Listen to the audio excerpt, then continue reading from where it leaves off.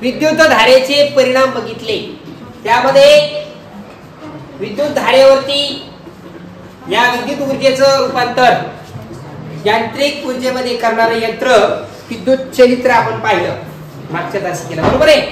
आता जसं विद्युत ऊर्जेमुळे एखादं यंत्र फिरतं, विद्युत ऊर्जेचं रूपांतर यांत्रिक ऊर्जेमध्ये होतं. इलेक्ट्रिक एनर्जी जी आहे ती कन्वर्ट होते मेकॅनिकल एनर्जी मध्ये.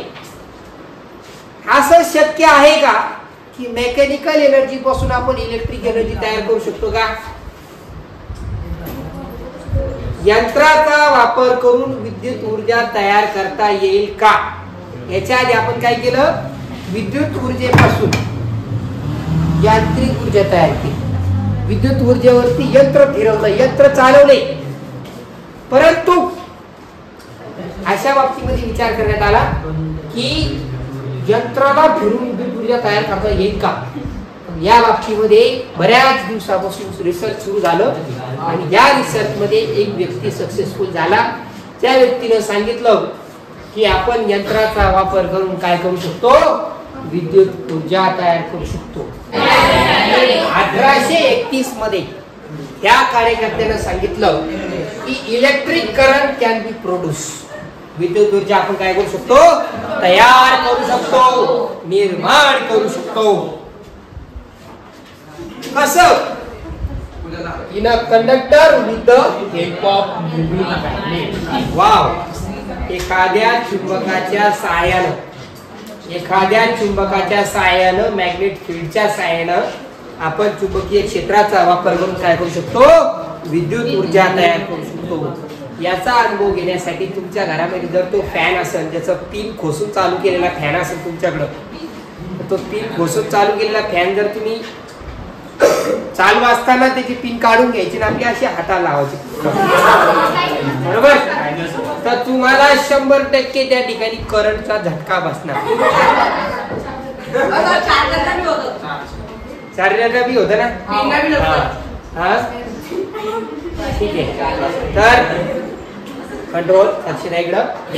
तर मायकल फॅरेडेने आपल्याला सांगितलं, जसं आपल्याला याच्या आधी हान्स ओरस्टेडने सांगितलं होतं की जर एखाद्या वाहकातून विद्युत धारा गेली त्याच्या भोवती काय तयार होतं, चुंबकीय क्षेत्र, मॅग्नेटिक फील्ड तयार होते. Whenever a current is passing through the conductor, there is a formation of magnetic field around the conductor. This is told by the Sir Hans Christian Ørsted. But त्याच्यानंतर ह्या दुसऱ्या कार्यकर्त्याने उलट सांगितलं, जर एखाद्या वाहकाभोवती चुंबकीय क्षेत्र बदललं, सध्या त्या वाहकातून विद्युत धारा चालली का बाबा? नाही, विद्युत धारा त्याच्यातून चाललीच नाही, पण त्या वाहकाच्या भोवती काय होतंय, चुंबकीय क्षेत्र बदलतंय, मॅग्नेटिक फील्ड काय होते त्या ठिकाणी चेंज होते आहे. जर का कोणत्या एखाद्या वाहकाच्या भोवती चुंबकीय क्षेत्र बदललं, चुंबकीय क्षेत्राच्या चुंबकाच्या साहाय्यानं एखाद्या वाहकामध्ये आपण करंट तयार करू शकतो. आपल्या जनरेटर मध्ये काय होतं तेच होतं. आपण जे समोरून इंजिन लावतो, त्या इंजिनला आपलं डिझेल टाकून चालू करून देतो, टाक टाक टाक टाक टाक टाक. त्याच्या पाठीमागं काय केलेलं आपण, एक जनरेटर बसवलेलं आहे. त्या जनरेटर मध्ये काय केलं जातं, इलेक्ट्रिक करंट जनरेट केलं जातं. याच्या आधी आपण मोटर पाहिलं, इलेक्ट्रिक मोटर पाहिलं, त्याच्या पुढे इलेक्ट्रिक जनरेटर बघायचं. जनरेटरचा अर्थ होतो तयार करणं. काय तयार करायचं, इलेक्ट्रिक करंट तयार करायचं, विद्युत धारा काय करायची, तयार करायची. परंतु ही विद्युत धारा तयार केली जाते हे कोणी सांगितलं, मायकल फॅराडेने सांगितलं. काय सांगितलं त्यांनी की द कंडक्टर जो असतो, कुठलाही वाहक जो असतो, तो जर हलवला आपण तर त्या ठिकाणी काय करता येतं, आपल्याला इलेक्ट्रिक कंडक्टर मध्ये मॅग्नेटिक फील्ड मध्ये त्याला आपण जर मूव्ह केलं, त्या ठिकाणी काय करता येतं, त्या स्टेशनरी कंडक्टरच्या भोवतीची चुंबकीय क्षेत्र बदलल्यामुळे काय होतं, तर ह्या क्वेश्चनचा आन्सर शोधण्यासाठी प्रयत्न केला मायकल फॅराडे यांनी, आणि त्यांनी सांगितलं की विद्युत ऊर्जा, इलेक्ट्रिक करंट आपण काय करू शकतो, तयार करू शकतो. पुढं विद्युत वाहकामध्ये कशाचा वापर करून, मॅग्नेटच्या, मूव्हिंग मॅग्नेटचा वापर करून. अत्यंत लहान प्रमाणामध्ये जर विद्युत धारा जर तयार होत असेल तर त्यासाठी आपण काय करतो, एक छोट्याशा उपकरणाचं नाव वापर करतो, आणि त्याचं नाव आहे गॅल्व्हॅनोमीटर. हा जो गॅल्व्हॅनोमीटर आहे हा खूप सेन्सिटिव्ह डिव्हाइस आहे. याचा वापर करून आपण काय करू शकतो, तर एखाद्या वाहकामध्ये विद्युत ऊर्जा तयार झाली की नाही ते बघू शकतो, किंवा दुसरी गोष्ट आपण त्यामध्ये त्याची डायरेक्शन पण बघू शकतो, विद्युत धारेची दिशा कशी आहे. त्याच्यामध्ये बघा मध्ये एक असा काटा असतो, हा काटा जो असतो हा विद्युत धारेच्या दिशेनुसार फिरत असतो आणि अत्यंत लहान प्रमाणामध्ये मिली अँपियर मध्ये जरी विद्युत धारा तयार झाली, मिली अँपियर, तर ती आपल्याला शोधता येते कशाचा वापर करून, या गॅल्व्हॅनोमीटरचा वापर करून. त्याच्यासाठी आपण एक छोटासा प्रयोग केला.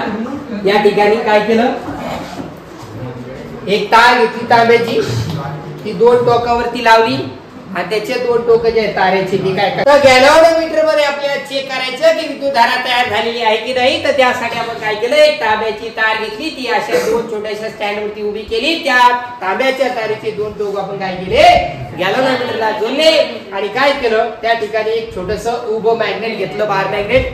ते आपण काय केलं, त्या तारेच्या जवळ काय केलं असलं, फिरवलं, हलवलं. त्याच्यामुळे काय होतं, या गॅल्व्हॅनोमीटर मध्ये आपल्याला दिसून येतं विद्युत धारा काय होत आहे त्या ठिकाणी तयार होते.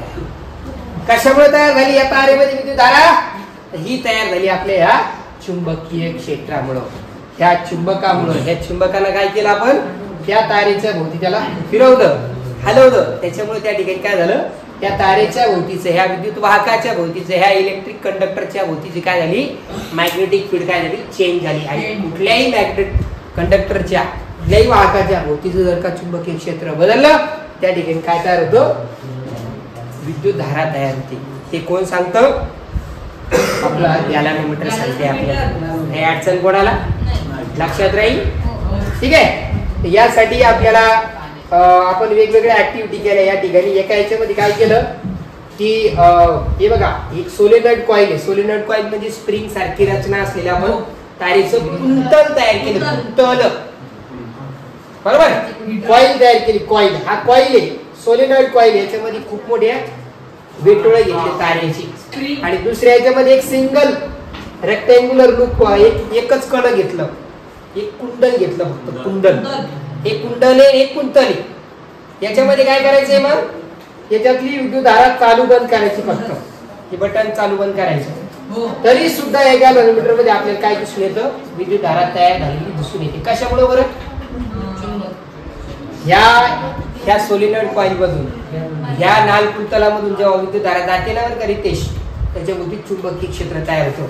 आणि ह्या चुंबकीय क्षेत्राचा परिणाम काय होतो, या कुंडलामध्ये आपल्याला दिसून येतो. ह्या कुंडलात काय होते, विद्युत धारा तयार होते. याचा अर्थ आपण काय केली, विद्युत धारा चालू बंद केली, म्हणजे चुंबकीय क्षेत्र सुरू बंद केलं, चालू बंद केलं, तर त्या ठिकाणी काय होतं, विद्युत धारा आपल्याला तयार करता येते. दुसऱ्या याच्यामध्ये काय केलं आपण, दुसऱ्या याच्यामध्ये काय करायचं, ही जी कॉइल आहे सोलेनॉइड कॉइल, ज्याच्यातनं विद्युत धारा पाठवली, चुंबकीय क्षेत्र तयार केलं. त्या चुंबकीय क्षेत्र का तयार केलं जातं, याला काय केलं आपण, गॅल्व्हॅनोमीटर असलेलं एक कॉइल ही स्थिर ठेवली आणि याला फक्त हलवलं, असं जवळ आणलं, लांब नेलं, तरी सुद्धा या ठिकाणी विद्युत धारा तयार होते. आणि तिसऱ्या केस मध्ये काय करायचं, तिसरी केस, तीन केस आहे. एका याच्यात चालू बंद करायचंय, एका याच्यात दोघांपैकी एकाला फिरवायचं. या कॉइलला जर तुम्ही लांब नेलं, जवळ आणलं, तेव्हा सुद्धा या ठिकाणी विद्युत धारेची तीव्रता कमी जास्त होते, आपल्याला दिसून येतं. एकदा ह्या कॉइलला हलवायचं, फिरवायचं, आणि एकदा ही जी पूर्ण सोलेनॉइड कॉइल आहे याला फिरवायचं. ह्या तिन्ही केसेस मध्ये आपल्याला काय होतं, त्या ठिकाणी काय दिसून येतं, विद्युत धारा तयार झालेली दिसून येते. हे कशामुळे झालं सगळं, हे झालं एका वाहकाभोवतीचं चुंबकीय क्षेत्र बदलल्यामुळं.